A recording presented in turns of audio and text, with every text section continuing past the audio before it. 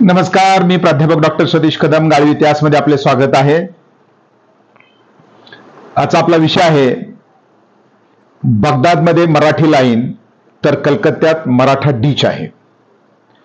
म्हणजे देश परदेशात या मराठ्यांचा डंका कसा वाजतोय, मराठ्यांच्या पाऊलखुणा त्या ठिकाणी कशा आहेत, याची माहिती आपण या प्रकरणामध्ये या असणाऱ्या पोस्टमध्ये इथं पाहणार आहोत. त्यामुळे सर्वांना विनंती इथं करण्यात येते की बाबा आपण शेअर करा, लाईक करा आणि सबस्क्राईब करायला विसरू नका. खास करून आपल्या जी पोस्ट आहेत ते गाळीव इतिहास आपण फार अशा प्रकारचा अभ्यास करून वेगळ्या अशा प्रकारची माहिती देण्याचा या ठिकाणी प्रयत्न करतो. त्यामुळं विनंती आपल्याला की आपली जी पोस्ट असेल ती एकमेकाला शेअर करत चला, जेणेकरून आपल्याला सर्वांपर्यंत हा व्हिडिओ पोहोचू शकतो. तर त्याच्यानुसार आपण चर्चा करायला लागलो होतो की देश परदेशामध्ये या मराठ्यांचा डंका कसा त्या ठिकाणी वाजतोय. मध्ययुगीन कालखंडामध्ये मराठा शब्दाचा अर्थ होतो की स्वराज्यासाठी लढणारा तो कुठल्याही जातीचा, कुठल्याही पंथाचा, कुठल्याही वर्गाचा, त्या प्रत्येकाला त्या ठिकाणी मराठा शब्द होता. तर त्याच्यानुसार ज्यावेळेस आपण बगदाद या शहराचा आढावा घेतो, आज आपण फक्त बगदादचं नाव जरी ऐकलं तरी आपल्याला ही गोष्ट जी सांगतोय ती निश्चितच पटणार नाही. कारण बगदाद म्हणजे इराकची राजधानी.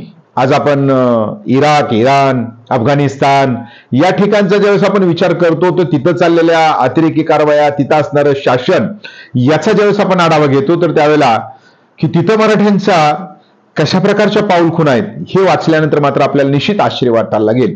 तर त्याच्यानुसार मी हेडिंगमध्ये तुम्हाला सांगितलं होतं की या बगदाद शहरामध्ये, म्हणजे जिथं या इराकची राजधानी आहे, अतिशय सुसंस्कृत असं प्राचीन कालखंडातलं शहर, तर या असणाऱ्या शहरामध्ये मराठ्यांचा संबंध कसा आला, मराठ्यांचा तिथं असणारं, मी आता सांगितलं की मराठा लाईन नावाचा तिथला भाग आहे, मराठा लाईन त्याचं नाव आहे, तर तिथे एक भाग आहे. तर याचा इतिहास नेमका काय, तर आपल्याला जावं लागतं स्वातंत्र्यपूर्व कालखंडामध्ये. ज्यावेळेला या देशावर इंग्रजांचं राज्य होतं तर त्यावेळेला इथं जे पहिलं महायुद्ध आणि दुसरं महायुद्ध, पाठीमागच्या एका पोस्टमध्ये आपण सांगितलंय की हे दोन्ही महायुद्ध आपल्याला इंग्रजांच्या वतीने लढावे लागले आहेत आणि इंग्रजांनी आपल्या शत्रूंना नामरण करण्याकरता इथं खुबीनं आपला मराठ्यांचा वापर केलाय. छत्रपती शिवाजी महाराज की जय म्हटल्यानंतर या मराठ्यांच्या अंगामध्ये जो एक जोश, जो एक प्रकारचं स्फुरण त्या ठिकाणी चढतं, तर त्याचा वापर त्यांनी युद्धामध्ये करून घेतला. एवढंच नाही तर या मराठ्यांना एकत्र करून त्यांनी मराठा लाईट इन्फंट्री नावाची बटालियन्स त्या ठिकाणी काढली, तुकड्या काढल्या आणि याचा वापर त्यांनी परदेशामध्ये त्या ठिकाणी करून घेतलेला दिसतो. या असणाऱ्या मराठी बटालियनमध्ये फक्त मराठा जातीचा नाही तर सर्वच वर्गाची लोक याच्यामध्ये समाविष्ट असायची आणि याचा प्रमुख मात्र हा ब्रिटनचा किंवा इंग्लिश असायचा. हा एक वेगळंपण आहे. तर त्याच्यानुसार पहिल्या महायुद्धामध्ये भाग घेण्याकरता ज्यावेळेस मराठा लाईट इन्फंट्री खास करून 5 असेल, 4 आणि जी काही 1 किंवा 2 ज्या तुकड्या होत्या, तर या तुकड्या जानेवारी 1917 मध्ये मेसोपोटेमिया म्हणजेच आजचा बगदादचा जो परिसर आहे या भागामध्ये त्या ठिकाणी पोहोचल्या आणि तिथं पोहोचल्यानंतर त्यांनी जे शत्रू राष्ट्र असेल या शत्रू राष्ट्राचा नायनाट करण्याकरता उत्तम अशा प्रकारची किंवा छान अशा प्रकारची प्रगती त्याच्यामध्ये केली आणि खास करून त्याच्यामध्ये सुभेदार चिमाजी गरुड यांनी फार मोठ्या प्रकारचं योगदान याच्यामध्ये दिलेलं आपल्याला आढळून येतंय. तर अशा रीतीनं या असणाऱ्या युद्धाच्या दरम्यान ही जी काही आपली जी फौज असेल, ही आपली फौज इंग्रजांच्या ताब्यात असणारं त्या कालखंडातलं मेसोपोटेमिया म्हणजे आजचं जे इराक किंवा बगदाद जे शहर आहे हे वाचवण्याकरता महत्वपूर्ण अशा प्रकारची कामगिरी बजावली आणि ही कामगिरी जी बजावण्याकरता आपली जी फौज असेल तब्बल 2 ते 3 वर्ष या बगदाद शहरामध्ये तिथं तळ ठोकून होती आणि ज्या ठिकाणी यांचा तळ पडला तर त्या तळाला नाव पडलं मराठा लाईन. तर अशा प्रकारचं मराठा लाईन तिथं बरेच दिवस कार्यरत होती. आज तिथला विजा मिळणं किंवा पासपोर्ट आणि तिथलं वातावरण यामुळं प्रॅक्टिकली, मी नेहमी प्रॅक्टिकललाच बोलत असतो, मात्र प्रॅक्टिकली मला शक्य झालं नाही. त्यामुळं संदर्भाला जे माझ्याकडे आलं तर ते आपल्या पुढे या ठिकाणी मांडलंय. तर त्याच्यानुसार या बगदाद शहरामध्ये मराठा इन्फंट्री ज्या ठिकाणी राहत होती तर त्यांच्या पाऊलखुणा किंवा त्या असणाऱ्या परिसराला नाव पडलं मराठा लाईन आणि ते बरेच दिवस तशाच प्रकारे चालू होतं. अशा प्रकारचा रेफरन्स मला त्या ठिकाणी पुस्तकामध्ये सापडलेला आहे.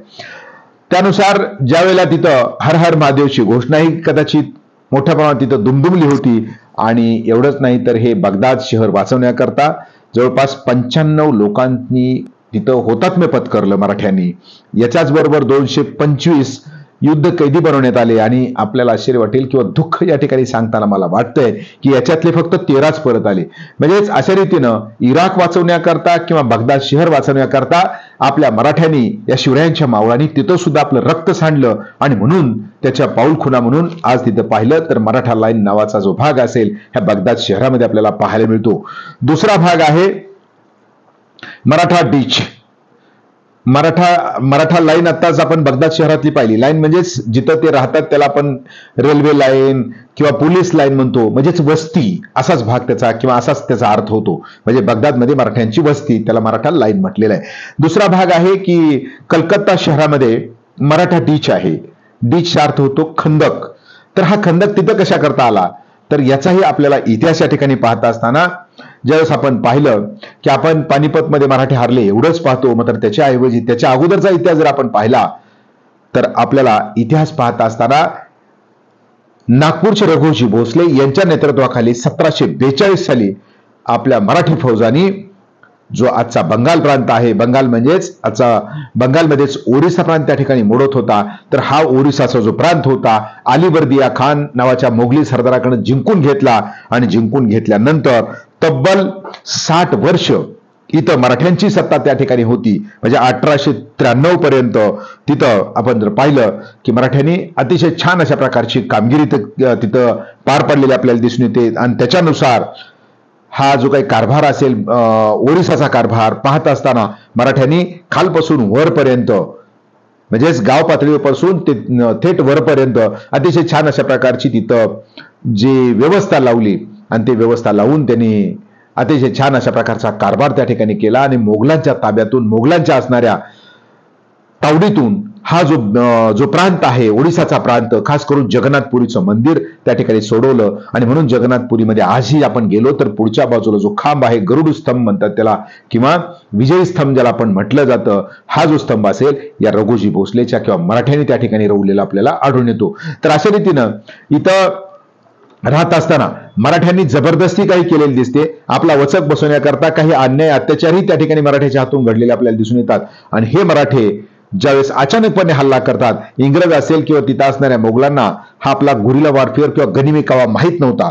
रात्रीच्या वेळेला अचानकपणे हल्ला करणं आणि त्यामुळं त्यांना ती लोक बारगीर अशा प्रकारचा शब्द आपण ज्यावेळेस मराठीमध्ये वापरतो तर ती त्याला बोरगी म्हणायची. बंगालीमध्ये त्याला बारगीरला बोरगी अशा प्रकारचा शब्द आहे.